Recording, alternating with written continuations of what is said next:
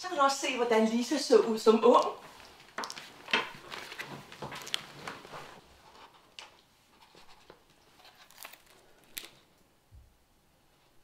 Mor, jeg er nøgen på det billede.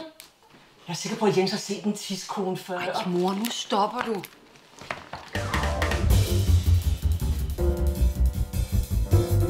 Det ender med, at du vokser sammen, hvis du bliver ved at være så pisse snærpet. Så okay, have det sjovt en gang imellem. Det har vi talt om det her. Du skal ikke komme her og gøre rent slægt, når jeg ikke er hjemme. Altså, jeg kan da godt klare mig selv. Jamen, Lisa pigen. Kolibakterier, ikke? Jeg vil gerne få frem dig, Lisa.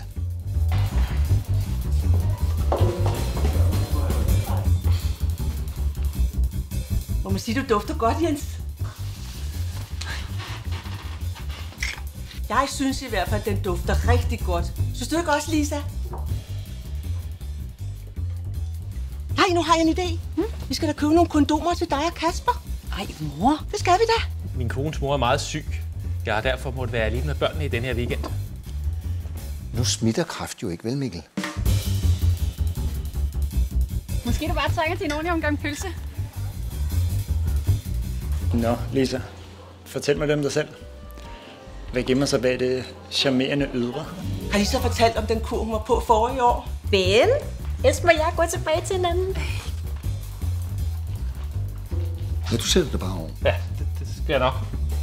Hvis nu din hund Mimi lå her... Pippi. Og han giver mig ikke en skid opmærksomhed resten af året, så jeg tvivler ligesom på, at der sker mere der. Hvad laver du her? Jeg troede ikke, du kunne læse. Ved du hvad? Du ved aldrig, hvornår du får uventede gæster.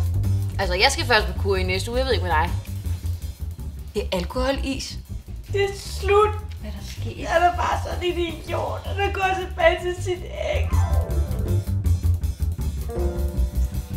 Men det er bare anden